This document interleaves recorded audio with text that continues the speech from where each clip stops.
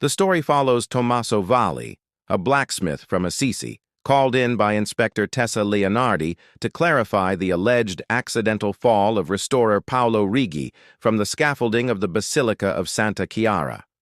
On site, amid tubes and planks, technical anomalies appear at once. At the base lie a broken carabiner and a deformed anchor ring. Before touching anything, Tommaso listens with his nose. He detects WD-40, a breath of burnt paraffin, and above all, on the surfaces, the tempering colors, straw yellow to blue, typical of metal overheated and then poorly cooled. The carabiner's fracture is granular, not fibrous.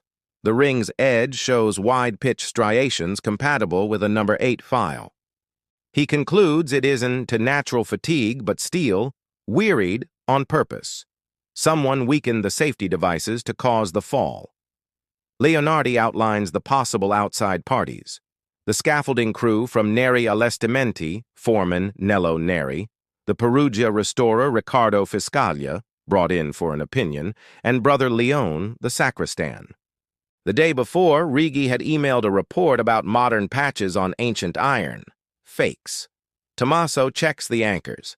2 cramps are authentic, wrought iron with slag aligned in fiber and lead set in place.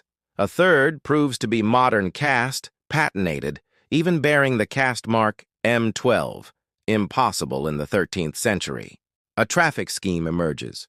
Originals swapped for replicas while the site remains open. In Neri's garage, the air smells of used oil.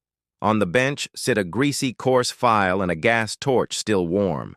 In a bucket, mild steel flakes with blue temper color, evidence of overheating and oil quench. Neri deflects and offers an alibi. From Fiscaglia's studio come clean tables, a lab smell, isopropyl alcohol, animal glue, drawings of grills, and a tray of modern pins, crosshead for reversibility. On a cap, Tommaso recognizes a 3-dot microsignature imitating the family punch but with 1 dot ovalized. A sign of forgery. Brother Leone confirms he saw men at night with headlamps and smelled lavender. A detail Tommaso links to those who grease pins with scented oil to mask tampering. The blacksmith then sets a forensic trap. He forges a hollow, reversible pin, but fits it inside with a tin lamina and ground glass so that under prying the metal sings and the powder marks clothing. He reinforces a ring and scents a cap with lavender to sign the operation. At night, with the site closed and carabinieri in position, a rope-savvy shadow appears. Nello Neri. He unscrews the pin, recognizing the lavender, tries to pry, the lamina whistles, the ground glass clings to his sleeve, Neri flees but is stopped. Immediately after comes Fiscaglia with a case. Inside are 3 original cramps, a key filed with thin shoulders, and the cap with the imitated punch. The 2 crack.